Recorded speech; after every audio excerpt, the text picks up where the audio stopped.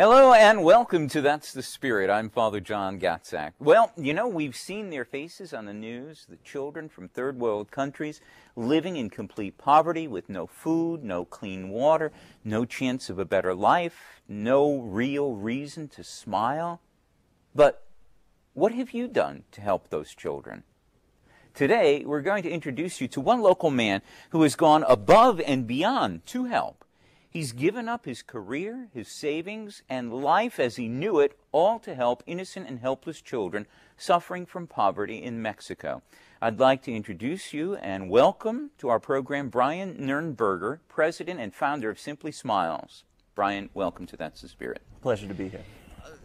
Tell me how you came to establish Simply Smiles in Mexico. Sure. Well, the whole thing really kind of fell into my lap.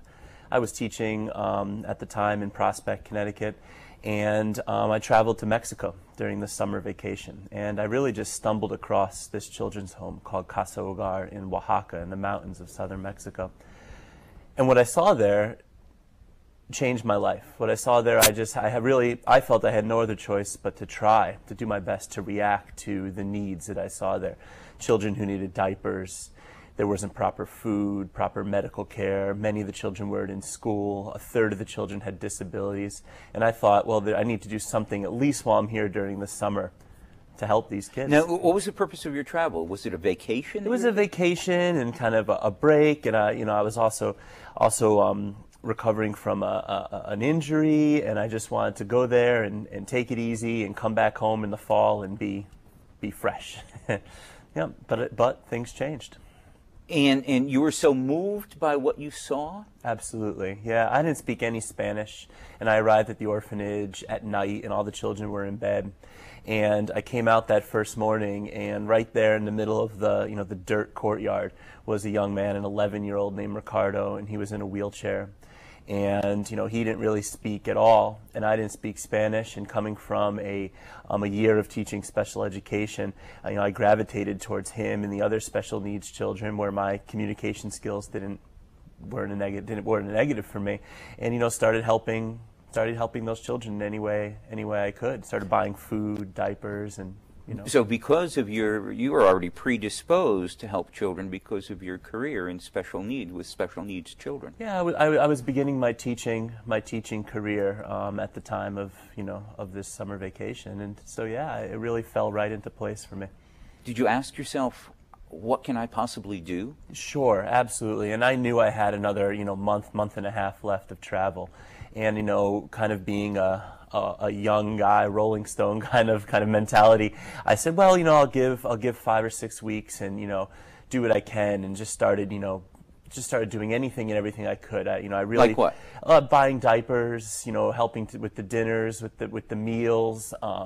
There was limited bedding, so we made some beds, things like that. And I became responsible for feeding and changing all of the kids with special needs, and just being with them as well. These children, through whatever circumstance, whether they're true orphans or economic orphans, or they were abused, or their families are drug addicts or alcoholics, they landed at this place through a horrible chain of events. And so just being with them for 5, 6 weeks at the time, I thought, well, this is something I can give to them, show them that I care and that I value them. So you went home after that summer period. Yep. Then what happened? I went home, and I'm a member of a church in Naugatuck. And to be honest, I hadn't been in a while. I hadn't been to services in a while. And my mother is an active member, and she said, Brian, you need to come to church, and after the service, share your story. So I had some slides made, and I borrowed a slide projector from my grandmother. And after the service, when everybody was having coffee, I shared some pictures of the children, Ricardo and many of the other children that I had befriended and met down there. And I shared some pictures and some stories, and people reacted. How can we help? What can we do? And they started writing checks and giving, items, giving clothing and shoes and everything that we needed for these kids. And my grandmother was there that day, and she's a member of a church in Bethlehem, Connecticut. And she said, oh, you've got to come to my church. So I went to her church. And at that church, a man wrote me a $5,000 check. So in 2 weeks, we had raised a significant amount of money. And I thought to myself, well, there's you know, there's a possibility here that we can do something. And at that moment, I knew I was going to go back there and, you know, and try to change the situation at this orphanage. Within that time now, in those 6 years, what have you accomplished?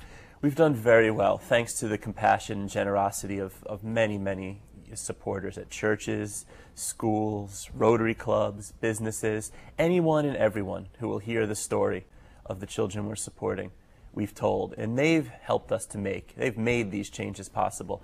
We feel like we've transformed that first orphanage, Casa Hogar, into what we consider a model.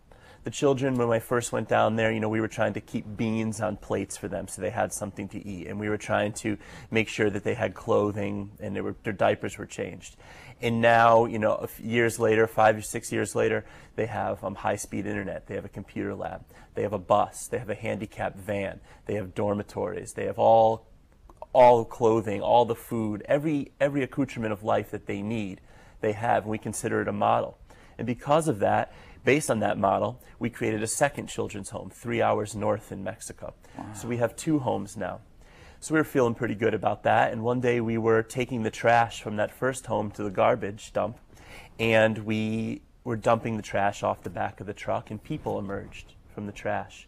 And the bags that we were throwing... People emerged from the trash, all ages, children through the elderly, just started coming towards us. And the bags, the environment was horrible, of course. You know, we're throwing these bags off. This is a dump? A dump. It's a dump, and we're a mile square.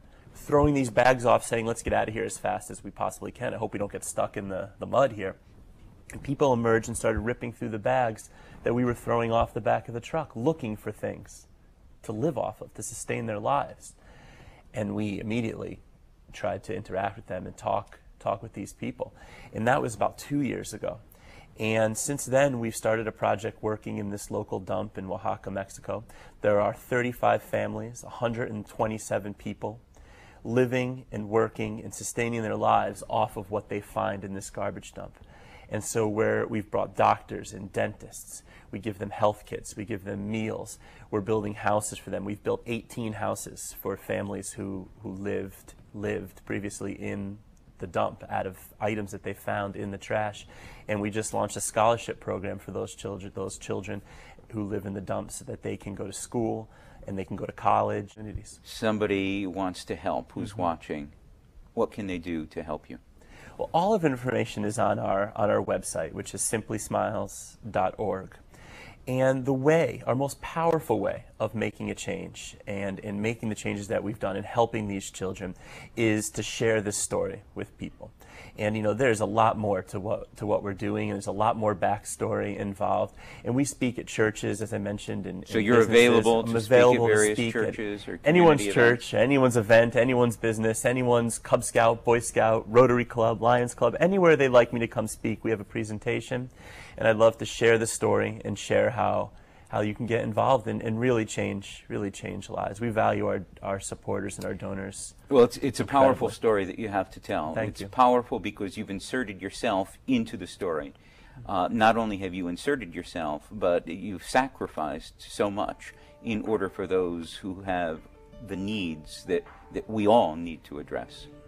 Brian, thank you very, very much for joining us for That's the Spirit and sharing your story with us. Thank you. Simply Smiles will end with that smile and hope to communicate that smile to so many more people, young people. Thank you. Well, as Brian told us, these kids don't have the same opportunities that our children have. They lack many basic human needs like food, clean water, shelter, things that we as Americans oftentimes, so often, take for granted. Who knows?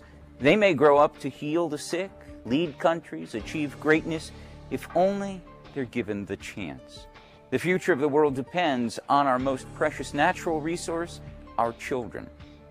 That's the Spirit.